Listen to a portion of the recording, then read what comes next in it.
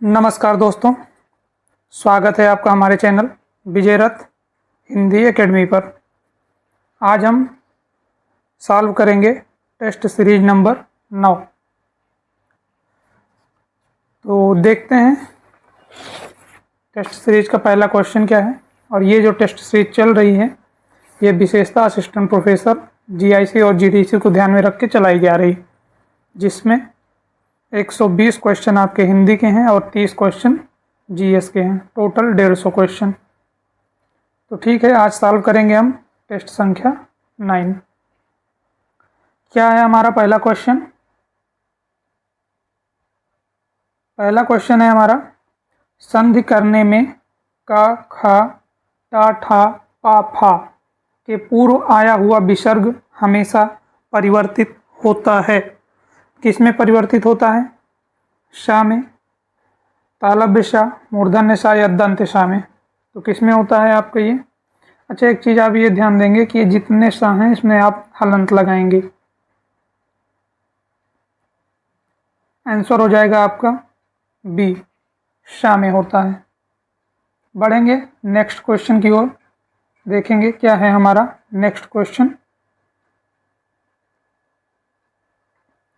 हमारा अगला क्वेश्चन है, निम्न में अशुद्ध है। निम्न में अशुद्ध है कौन सा है? आधीन, कालिदास, चहार दीवारी या प्रदर्शनी। तो ये आधीन नहीं होता, ये अधीन होता है। निम्न में शुद्ध शब्द है। शुद्ध शब्द बताना है आपको, अनाधिकार, कैलाश, कलश या फिर निरपराध। तो शुद्ध शब्द जो है वो है आपका निरपराध। देखेंगे नेक्स्ट क्वेश्चन क्या है हमारा। अशुद्ध शब्द है क्वेश्चन नंबर 4, कौतूहल, कुतूहल, आगामी या कनिष्ठ। तो इसमें आपका कनिष्ठ नहीं होगा, ये कनिष्ठ होगा। जहाँ शब्दों की पुनरावृत्ति की जाए और भावातिरेक में उन पर विशेष बल दिया जाए वहाँ प्रयुक्त होगा। वहाँ क्या प्रयुक्त होगा? वहाँ अल्प विराम का प्रयोग किया जाएगा। बढ़ेंगे नेक्स्ट क्वेश्चन की ओर, देखेंगे क्या है हमारा अगला क्वेश्चन। जहाँ किसी व्यक्ति को संबोधित किया जाता है वहाँ प्रयुक्त होता है। तो अगर किसी व्यक्ति को आप संबोधित कर रहे हैं तो वहाँ अल्प विराम का प्रयोग होगा। जैसे कि आप कहते हैं महोदय कह के अगर कोई भाषण स्टार्ट कर रहे हैं, कुछ भी कर रहे हैं, तो वहाँ सारी चीज़ें अल्प विराम का प्रयोग होगा। खैर, जब दो से अधिक समान पदों, पदांशों अथवा वाक्यों में संयोजक अव्यय और की गुंजाइश हो तब वहाँ प्रयुक्त होगा। जब दो से अधिक समान पदों, पदांशों और वाक्यों में संयोजक अव्यय जब और की गुंजाइश होती है तो वहाँ भी आपका अल्प विराम ही प्रयुक्त होता है। बढ़ेंगे नेक्स्ट क्वेश्चन की ओर, देखेंगे क्या है हमारा। निम्न में से किसके कारण संज्ञा का रूप परिवर्तन नहीं होता है? तो संज्ञा का रूप परिवर्तन पुरुष के कारण नहीं होता है। अगर आपको पता है कि पुरुष लिंग और कारक के कारण नहीं, पुरुष के कारण किस में परिवर्तन होता है ये आप बताएंगे। पुरुष वचन और कारक के कारण। पुरुष वचन और कारक के कारण किस में परिवर्तित हो? कौन सा रूप है ऐसा जो परिवर्तन होता है? संज्ञा, सर्वनाम, विशेषण या क्रिया? ये आप हमें कमेंट में बताएंगे।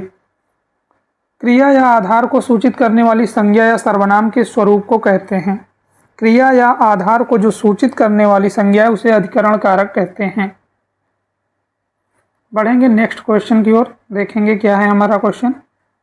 जिस शब्द से क्रिया के संबंध का बोध हो उसे कहते हैं करण कारक। विष्णु का पर्याय नहीं है, तो विष्णु का पर्याय लोकेश नहीं है, बाकी तीनों विष्णु के पर्याय हैं। बढ़ेंगे, देखेंगे हमारा अगला क्वेश्चन क्या है। सरस्वती का पर्याय नहीं है। ब्राह्मी, गिरा, हंस या भारती। तो हंस नहीं है, बाकी तीनों सरस्वती के पर्याय हैं। प्रतिष्ठा में अपने को बड़ा और दूसरे को छोटा समझना के लिए एक अर्थक शब्द होगा, तो इसके लिए होगा अभिमान। क्या होगा? अभिमान। बढ़ेंगे नेक्स्ट क्वेश्चन पे अपना। अर्थ शब्द का अर्थ है अर्थ शब्द का अर्थ क्या होगा? अर्थ शब्द का जो अर्थ है वो सभी होंगे। अर्थ का मतलब कारण भी होगा, धन भी होगा और अर्थ का मतलब लिए भी होगा। पूर्व शब्द का विलोम नहीं है, तो पूर्व का विलोम पश्चिम बिल्कुल होता है, अपर बिल्कुल होता है, उत्तर बिल्कुल होता है, तो सभी हैं, ए बी सी तीनों हैं। ठीक, बढ़ेंगे हम नेक्स्ट क्वेश्चन पे। लघु का विलोम नहीं है, गुरु होता है, दीर्घ ये भी होता है, भद्र नहीं है। अच्छा, महत में आप यहाँ हलंत लगाएंगे। संगत विलोम शब्द नहीं है, 17 नंबर क्वेश्चन। इसमें मुखर और वाचाल ये दोनों संगत नहीं है। देखेंगे हम नेक्स्ट क्वेश्चन अपना क्या है हमारा 18 नंबर क्वेश्चन। संगत विलोम शब्द है, वहाँ पूछा था नहीं है और यहाँ पूछा गया था है, तो मूक का मुखर जो है ये संगत विलोम शब्द है। अशक्त और असक्त का अर्थ है, अशक्त और असक्त का अर्थ होगा असमर्थ और विरक्त। देखेंगे नेक्स्ट क्वेश्चन क्या है हमारा। दारु का अर्थ होगा, दारु का अर्थ होता है लकड़ी। क्या होता है? लकड़ी। अच्छा, दारु का अर्थ तो पता है, और अगर आपको दारा का अर्थ पता है तो आप कमेंट में जरूर बताएंगे। किसका? दारा का।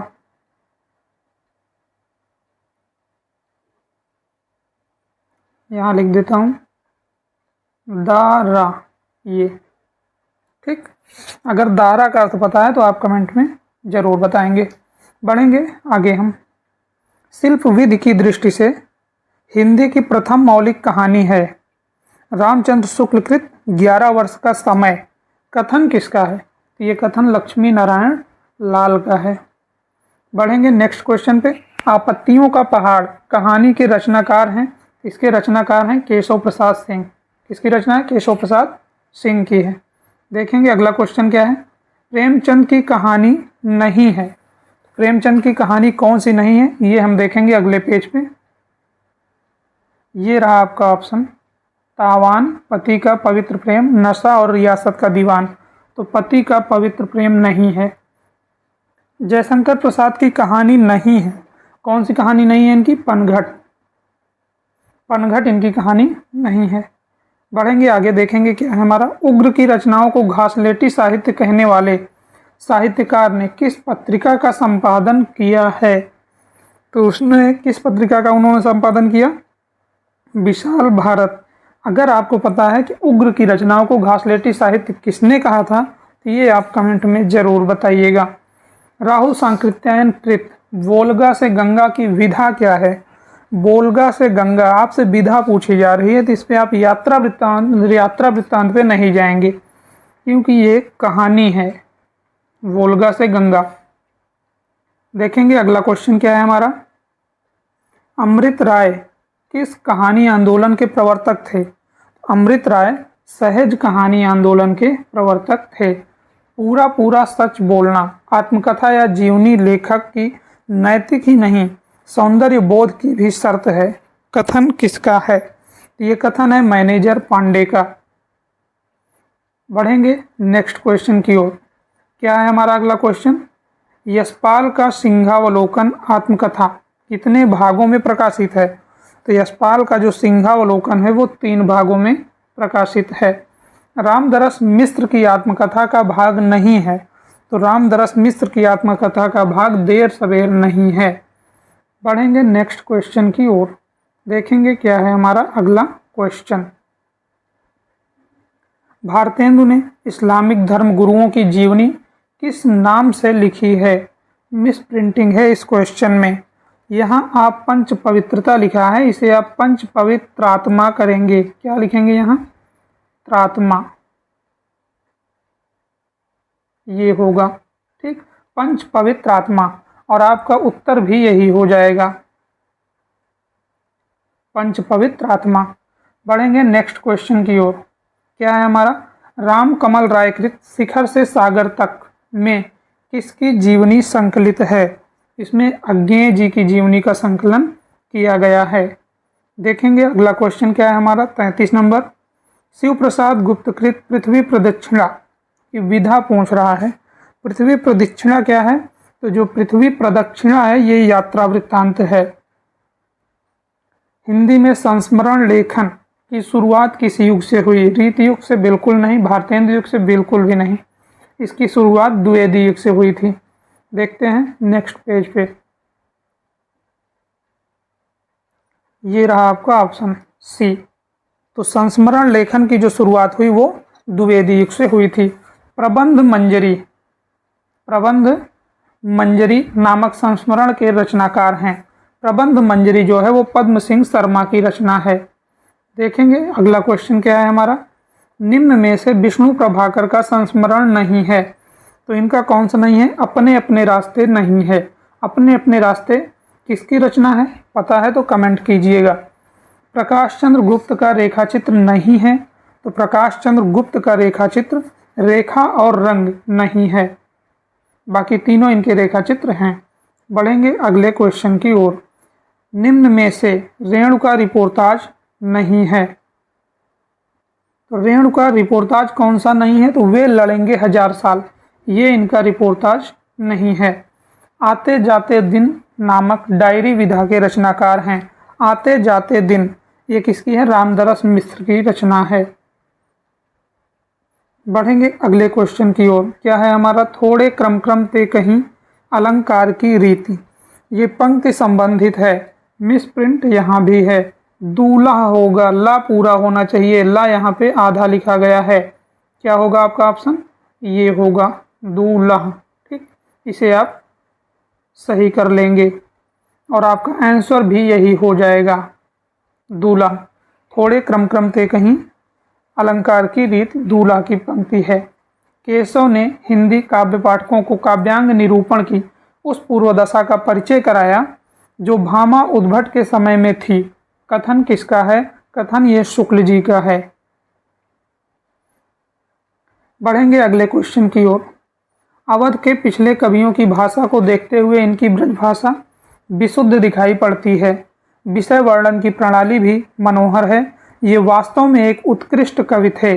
शुक्ल ने किसके बारे में कहा है? ये चिंतामणि त्रिपाठी जी के बारे में इन्होंने कहा है। बढ़ेंगे नेक्स्ट क्वेश्चन की ओर। कृपाराम को रीतिकाल का प्रवर्तक माना गया है, तो रीतिकाल का प्रवर्तक रचनाकार व्यक्तित्व समृद्धि की दृष्टि से बिल्कुल भी नहीं, कालक्रम की दृष्टि से इनको रीतिकाल का प्रवर्तक स्वीकार किया गया है। नेक्स्ट क्वेश्चन है हमारा, कृष्ण मिश्र कृत प्रबोध चंद्रोदय का पद्यानुवाद है, तो प्रबोध चंद्रोदय का जो पद्यानुवाद है वो है विज्ञान गीता। बढ़ेंगे नेक्स्ट क्वेश्चन की ओर। मतीराम का ग्रंथ नहीं है, कौन सा नहीं है ये हम देखेंगे अगले पेज पर। तो बढ़ते हैं, क्या है हमारा अगला पेज? ये रहा आपका ऑप्शन। तो कौन सा इनका नहीं है? छंदसार संग्रह, छंद विचार, या फिर छंदसार पिंगल, या फिर वृत्त कौमुदी। तो छंद विचार इनकी रचना नहीं है, बाकी तीनों रचनाएं इन्हीं की हैं। बढ़ेंगे आगे हम। असंगत है, असंगत है इसमें से हमीर हट, राम सहाय। बिहारी के संबंध में असंगत है, तो बिहारी के संबंध में कौन सा कौन? ध्वनिवादी नगेंद्र, बिल्कुल सही। पीयूष वर्षी में एक राधाचरण गोस्वामी, बिल्कुल सही। शब्दों का चतुर प्रयोक्ता मात्र, शुक्ल जी, ये असंगत है। बाकी काव्य को शक्कर की रोटी कहा पद्म सिंह शर्मा ने, ये भी बिल्कुल सही है। देखेंगे अगला क्वेश्चन क्या है हमारा। असंगत है, तो कौन सा इसमें असंगत है? अन्योक्ति कल्पद्रुम रामदास, ये असंगत है। नेक्स्ट है हमारा असंगत है, कौन सा असंगत है? सिलेक्टेड एसेज इलियट, बिल्कुल सही है। इसमें आपका जो असंगत है वो देखते हैं science of logic I.A. Richards, बाकी सब संगत है। बढ़ेंगे नेक्स्ट क्वेश्चन की ओर। असंगत है, कौन सा असंगत है? A defence of poetry Richards, ये भी असंगत है। अगर 49 और 50 की दोनों रचनाओं के रचनाकार का नाम आपको पता है तो आप कमेंट जरूर कीजिएगा, नहीं पता है तो एक बार सर्च जरूर कीजिएगा। 51 नंबर पे देखेंगे असंगत है, कौन सा असंगत है इसमें? इसमें सिद्धांत और अध्ययन, लक्ष्मी नारायण सुधांशु, ये असंगत है। देखेंगे अगला क्वेश्चन क्या है हमारा।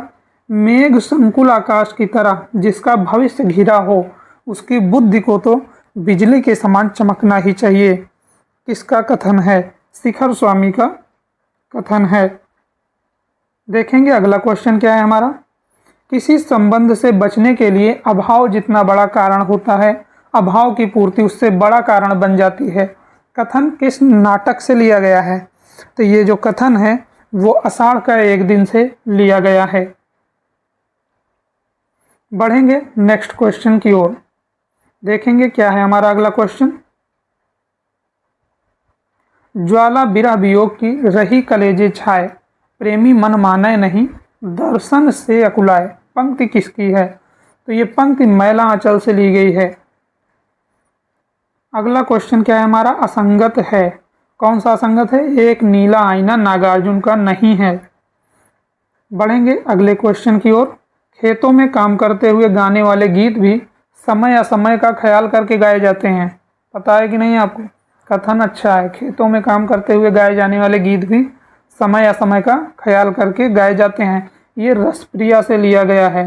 कहीं आप लाल पान की बेगम या कानों में कंगना पे मत जाइएगा। बढ़ेंगे नेक्स्ट क्वेश्चन पे। काजल की कोठरी में रहने वाला बेदाग नहीं रह सकता। किस निबंध से लिया गया? धोखा निबंध से लिया गया है। इस पे एक पंक्ति भी है ना, काजल की कोठरी में कैसे वो सयान हो जाए, एक बूंद काजल की, ऐसा है कुछ। खैर वो अलग बात थी। ये धोखा निबंध से लिया गया है। यदा यदा हि धर्मस्य ग्लानिर्भवति भारत अभ्युत्थानम् अधर्मस्य तदात्मानं सृजाम्यहम्। किस निबंध में उद्धृत है? तो ये जो आपका श्लोक है ये श्रद्धा और भक्ति में उद्धृत है। बढ़ेंगे अगले क्वेश्चन की ओर। सुई के सुराख से ऊंट निकल जाए भले, परंतु धनवान स्वर्ग के फाटक से त्रिकाल में भी नहीं गुजर सकता। पंक्ति है अपनी खबर से। बढ़ेंगे नेक्स्ट क्वेश्चन की ओर। 60 नंबर क्वेश्चन है हमारा। बनारस और कलकत्ता जीवन संक्षेप। बनारस और कलकत्ता जीवन संक्षेप। ये असंभव गान नहीं है, ये आपका है असंबल गान। क्या है? असंबल गान। तो ये आप सही कर लेंगे यहाँ पे, असंबल गान है ना। तो देखते हैं असंबल गान किस रचना के भाग हैं। अरे यार ये तो क्या कहते हैं, अपनी खबर से है। अपनी खबर के कई भाग हैं और उन भागों के अलग अलग नाम हैं। इसमें से बनारस और कलकत्ता जीवन संक्षेप असंबल गान ये 3 आपसे पूछा गया है। ठीक, बढ़ते हैं अगले क्वेश्चन की ओर। भाषा की समास शक्ति और कल्पना की समाहार शक्ति का सर्वाधिक उपयोग निम्न में से किस कवि ने किया है? तो बिहारी ने किया है। बढ़ेंगे नेक्स्ट क्वेश्चन की ओर। 62 नंबर हमारा क्वेश्चन क्या है। कविता मनुष्य को स्वार्थ संबंधों के संकुचित घेरे से ऊपर उठाती है। कथन है, ये कथन रामचंद्र शुक्ल जी का है। नाटक को पंचम वेद की मान्यता प्रदान की। देखते हैं अगले पेज पर पंचम वेद किसने कहा नाटक को। सीधी सी बात है। तो नाटक को पंचम वेद की मान्यता भरत मुनि ने दी थी, है ना यार। ये तो पता ही होगा भाई, भरत मुनि। ये किसका गलत होगा? नाटक को पंचम वेद इन्होंने कहा है। किस वेद से अभिनय लिया गया है? अभिनय यजुर्वेद से लिया गया है। वर्ष 2009 का अमरकांत एवं श्रीलाल शुक्ल को संयुक्त रूप से कौन सा पुरस्कार प्राप्त हुआ है? तो इन दोनों लोगों को ज्ञानपीठ प्राप्त हुआ है। बढ़ेंगे नेक्स्ट क्वेश्चन की ओर। क्या है हमारा। कहत नटत रीझत खीझत मिलत खिलत लजियात भरे भवन में करत हैं नैनन ही सोबात। उपर्युक्त दोहे में प्रयुक्त मुख्य क्रियापदों की संख्या है। तो मुख्य क्रियापदों की संख्या इसमें 8 है। खैर इस क्वेश्चन पे ऑब्जेक्शन भी लिया गया था। कुछ लोगों का मानना था कि इसमें गिनने पे सिर्फ 7 आ रहा है, लेकिन आयोग ने जो पिछली बार ये क्वेश्चन पूछा जा चुका उसमें 8 ही माना था। तो हम अभी के लिए सिर्फ 8 को लेके चलेंगे, 7 पे आप ध्यान नहीं देंगे। बढ़ेंगे आगे। देवनागरी में आ की 12 खड़ी का सुझाव किसने दिया? आ की 12 खड़ी का जो सुझाव था वो काका कालेलकर ने दिया था। किसने दिया था? काका कालेलकर ने दिया था। भोजपुरी बोली की उत्पत्ति हुई है। भोजपुरी मागधी से व्युत्पत्ति है इसकी है। बढ़ेंगे नेक्स्ट क्वेश्चन पे। लंका यात्रा का विवरण, यात्रा वृत्त के लेखक हैं। लंका यात्रा का विवरण किसका है? ये गोपाल राम गहमरी का है। सूरज किरण की छांव आंचलिक उपन्यास के लेखक हैं राजेंद्र अवस्थी जी। देखेंगे क्वेश्चन नंबर 71। रीतिकाल के नामकरण में रीतिकाल को संवर्धन काल किसने कहा है? तो रीतिकाल को संवर्धन काल रामखिलावन पांडे ने कहा है। राजशेखर के नाटक का नाम बताइए। बाल रामायण और बाल भारत दोनों हैं इनका यार, ए और बी दोनों। राजशेखर के नाटक का नाम ए और बी दोनों हैं। देखेंगे नेक्स्ट क्वेश्चन क्या है हमारा। वक्रोक्ति के विरोधी आचार्य हैं। वक्रोक्ति के विरोधी आचार्य आचार्य विश्वनाथ हैं। मृच्छकटिकम के रचयिता का नाम है। मृच्छकटिकम किसकी रचना है? ये शूद्रक की रचना है।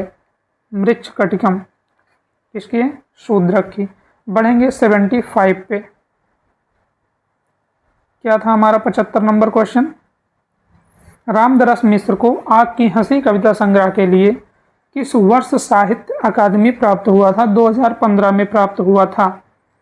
खैर, आपको एक सूचना जरूर दूंगा। नेक्स्ट जो 2 बृहस्पतिवार को अगले आने वाले इसी आपका जो एग्जाम कराया जाएगा वो पूर्णतया हायर पे आधारित होगा, मतलब असिस्टेंट प्रोफेसर विशेष पे।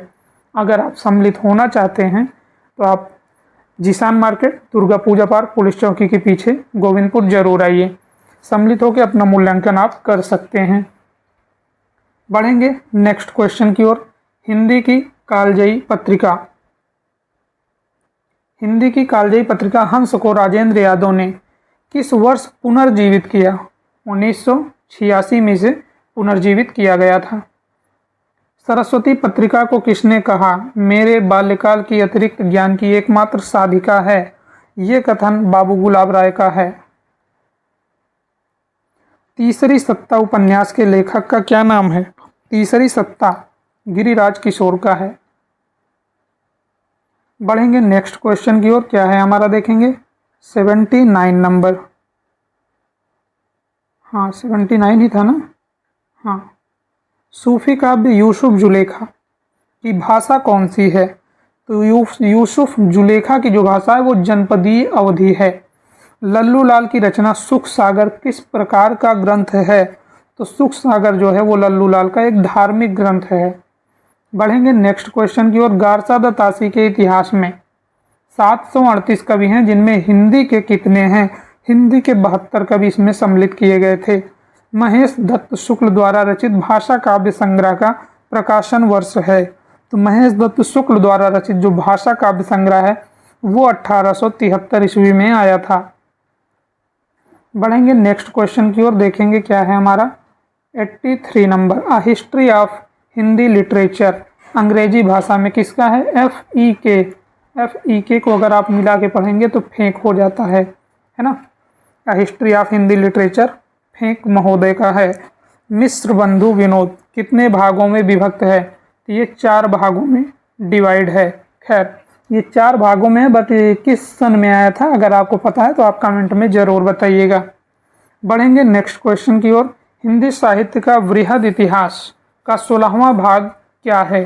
तो इसका जो 16वां भाग है वो आया था हिंदी का लोक साहित्य के नाम से, और ये ऑप्शन हो जाएगा आपका सी। क्या हो जाएगा? हिंदी का लोक साहित्य के नाम से आया था। गंगा जमुना माझे बहे रे नाई किसकी पंक्ति है? ये पंक्ति डोम्बिपा की है। बढ़ेंगे नेक्स्ट क्वेश्चन की ओर। क्या है हमारा अगला क्वेश्चन देखेंगे हम। योग सार पुस्तक के रचनाकार कौन हैं? तो योग सार जो पुस्तक है वो जो इंदु की है। किसकी है? जो इंदु की है। हिंदी भक्ति काव्य का प्रथम क्रांतिकारी पुरस्कर्ता कबीर है। किसने कहा? बच्चन सिंह ने कहा था कबीर के बारे में। देखेंगे अगला क्वेश्चन क्या है हमारा। कबीर की रचना रामायणी शब्द का अर्थ है? रामायणी का अर्थ रामायण से लिया गया है। अच्छा, एक चीज़ और, बात रामायणी की चल रही है तो साखी का क्या अर्थ होता है और शबद का क्या अर्थ होता है? अगर आपको पता है तो आप हमें ज़रूर बताएंगे। साखी सभद्रवाहिनी 3 रचनाएं हैं ना इनकी, तो आप इसे भी जानते रहिए। बढ़ेंगे नेक्स्ट क्वेश्चन की ओर।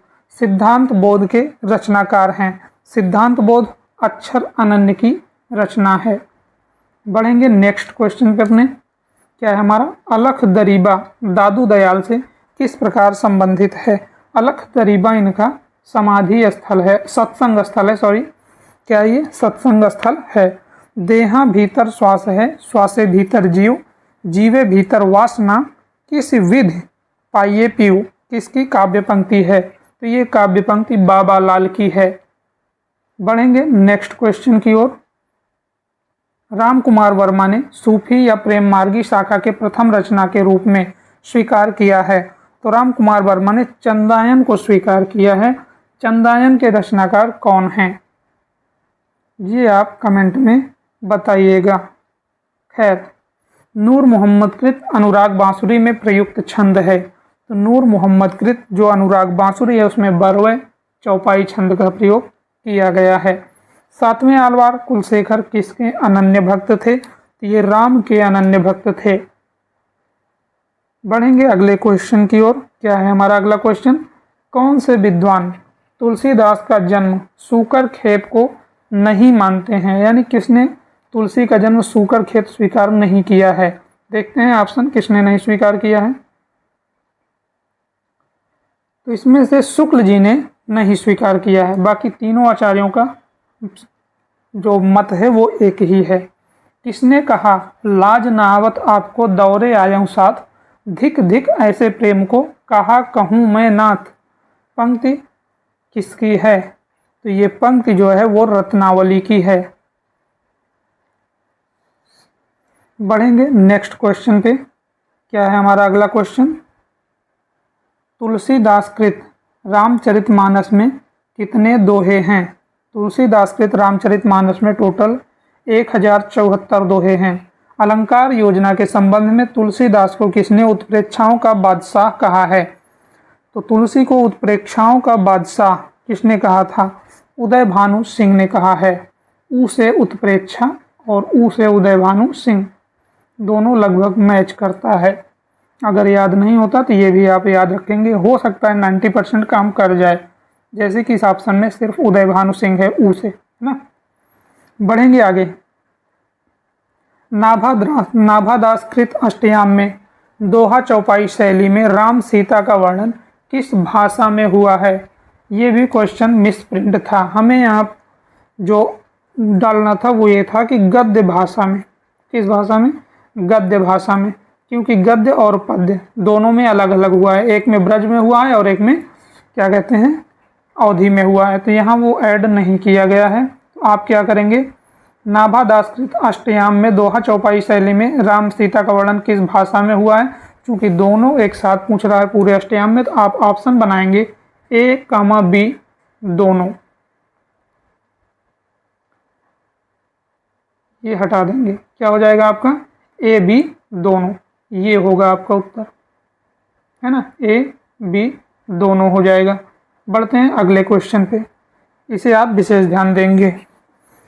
101 नंबर क्या है हमारा? सेनापति कृत कवित्त रत्नाकर में कितने तरंग और छंद हैं? इसमें 5 तरंग 394 छंद हैं। बढ़ेंगे नेक्स्ट क्वेश्चन की ओर। काव्य कल्पद्रुम किसकी कृति है?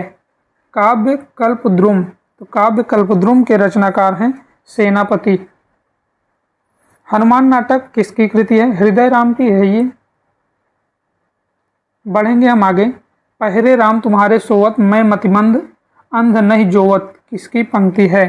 तो ये पंक्ति अग्रदास जी की है। कुंभन दास किसके निमंत्रण पर फतेहपुर सीकरी गए थे?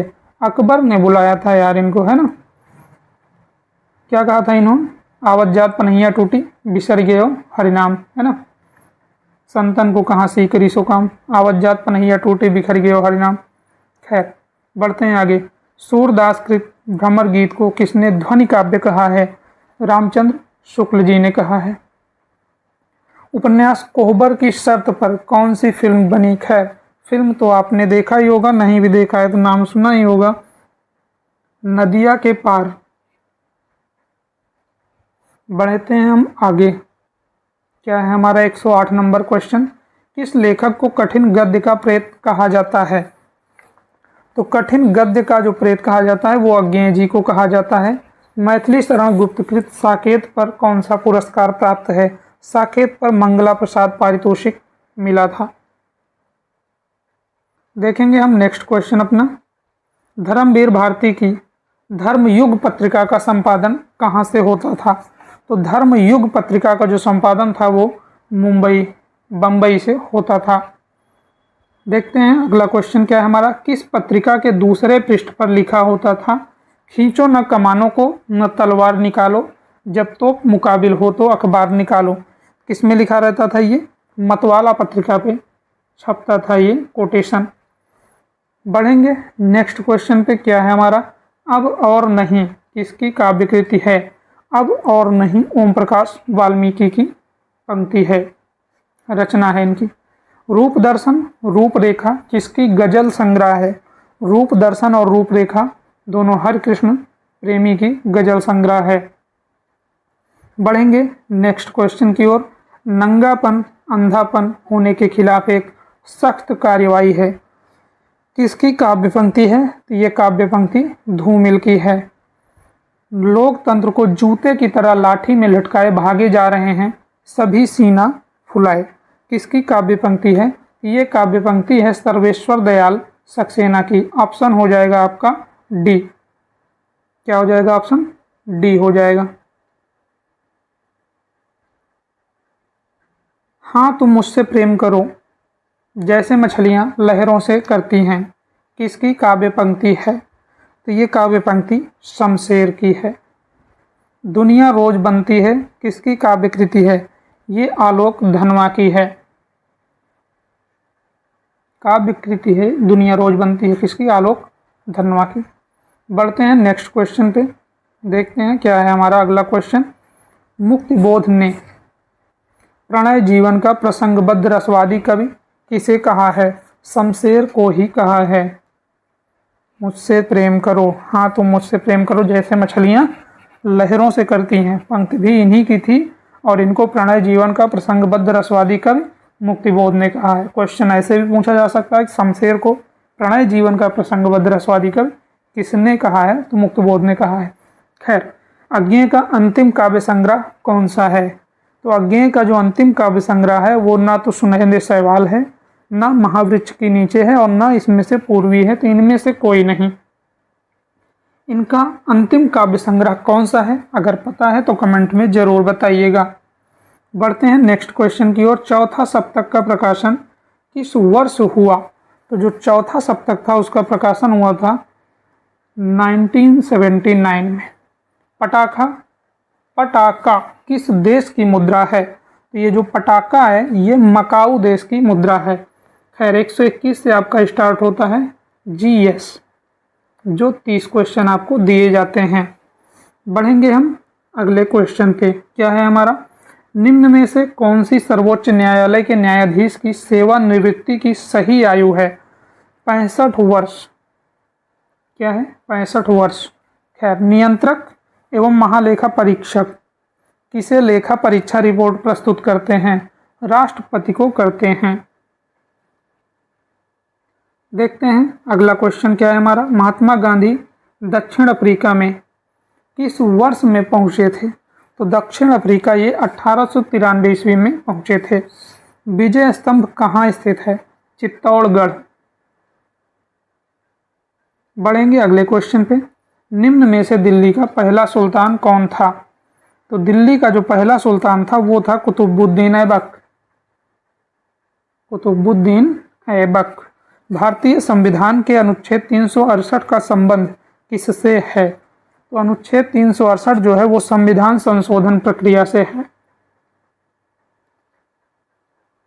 नेक्स्ट क्वेश्चन क्या है हमारा 128 नंबर। हाथ से मैला उठाने के कार्य को भारत में कब से प्रतिबंधित किया गया है? ये 1993 ईस्वी से प्रतिबंधित किया गया है। देखते हैं अगला क्वेश्चन। भारतीय संविधान का कौन सा अनुच्छेद यह कहता है कि प्रधानमंत्री की नियुक्ति राष्ट्रपति द्वारा की जाएगी? सीधी सी बात है, क्वेश्चन पूछ रहा है प्रधानमंत्री की नियुक्ति राष्ट्रपति द्वारा की जाएगी, किस अनुच्छेद में यह कहा गया है या कौन सा अनुच्छेद ये कहता है। तो देखते हैं कौन से अनुच्छेद में कहा गया है, देखेंगे अगले पेज पर। इसका उत्तर हो जाएगा आपका अनुच्छेद 75(1) सी वाला ऑप्शन। नेक्स्ट क्वेश्चन क्या है हमारा, रुद्रदामन के गिरनार शिलालेख में वर्णित सुदर्शन झील का निर्माण का श्रेय किस मौर्य अधिकारी को दिया जाता है। पुष्यगुप्त को दिया जाता है। भारत में वंदे मातरम पत्रिका की स्थापना किसने की थी। तो वंदे मातरम पत्रिका जो है वो अरविंद घोष ने की थी। प्रथम विश्व युद्ध कब समाप्त हुआ था। 28 जुलाई 1914, 22 अप्रैल 1919, 11 नवंबर 1918 या फिर 16 दिसंबर 1918 को। तो ये 11 नवंबर 1918 को समाप्त हुआ था प्रथम विश्व युद्ध। माउंट एटना, जिसे यूरोप का सबसे सक्रिय ज्वालामुखी माना जाता है, वह निम्न में से किस देश में स्थित है। इटली में है यार ये। देखते हैं 134 नंबर क्वेश्चन। भारत की 3 महत्वपूर्ण नदियों का स्रोत हिमालय स्थित मानसरोवर झील के निकट है। बताइए यह कौन कौन सी नदियां हैं। तो ये नदियां हैं हमारी ब्रह्मपुत्र, सतलुज और सिंधु। देखते हैं अगला क्वेश्चन क्या है हमारा, भारत में से निम्नलिखित में से भारत में कपास की खेती के लिए सबसे आदर्श क्षेत्र है।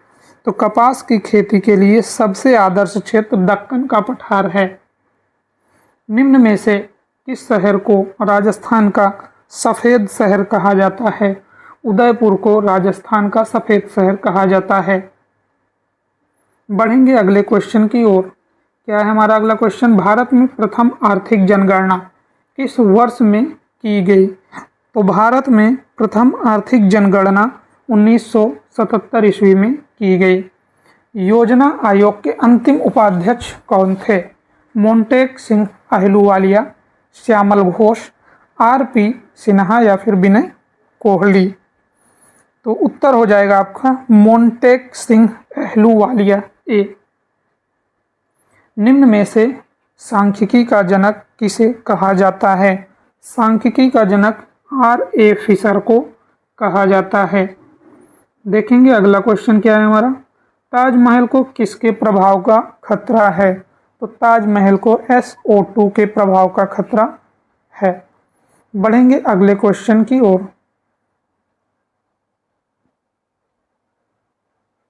कैलकुलेटर किस प्रकार की कंप्यूटर कार्य पद्धति पर कार्य करता है। तो ये डिजिटल कंप्यूटर पर कार्य करता है। इनमें से कौन सा इंटरनेट तक पहुंच प्रदान करता है। तो ISP का फुल फॉर्म क्या है, इंटरनेट सर्विस प्रोवाइडर। बढ़ते हैं हम आगे। ईमेल में BCC का क्या अर्थ है। BCC का अर्थ है यार ब्लाइंड कार्बन कॉपी। ये तो UGC का क्वेश्चन है। खैर, निम्न में से कौन सा समूह MS एक्सेल के इंसर्ट टैब में मौजूद नहीं है। इंसर्ट टैब में अनुच्छेद मौजूद नहीं है। बढ़ेंगे अगले क्वेश्चन की ओर। उत्तर प्रदेश के किस रेलवे स्टेशन का नाम बदलकर स्वामी परमहंस कर दिया गया। वाह भाई वाह, क्या नाम है ना। बनी का नाम बदलकर क्या रख दिया गया, स्वामी परमहंस। UNFCCC 2025 के पक्षकारों का सम्मेलन, जिसे आमतौर पर COP30 के नाम से जाना जाता है, इसका आयोजन कहाँ किया गया था। इसका जो आयोजन था वो ब्राज़ील में किया गया था। बढ़ेंगे नेक्स्ट क्वेश्चन पे। किस भारतीय ग्रैंड मास्टर ने विश्व जूनियर शतरंज चैंपियनशिप 2024 का खिताब अपने नाम किया। प्रणव वेंकटेश। नेक्स्ट क्या है हमारा, भारत सरकार ने चंद्रयान 5 मिशन को आधिकारिक रूप से मंजूरी दे दी है, जिसे भारतीय अंतरिक्ष एजेंसी इसरो और किस अंतरिक्ष एजेंसी के सहयोग से क्रियान्वित किया जाएगा। एक तो इसरो हो गई और दूसरा कौन सा है, दूसरा है आपका जाक्सा। इसरो और जाक्सा दोनों मिलके इस कार्य को पूर्ण करेंगे। बढ़ेंगे हम आगे।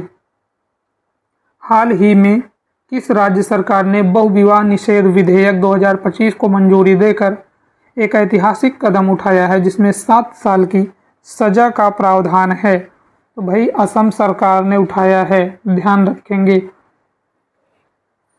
विश्व खाद्य सुरक्षा दिवस किस दिन मनाया जाता है?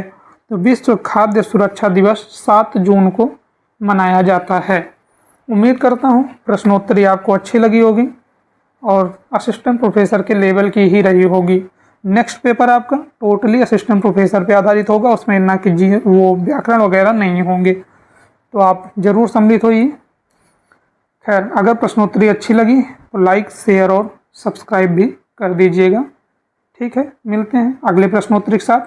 तब तक के लिए लेंगे आपसे विदा। धन्यवाद।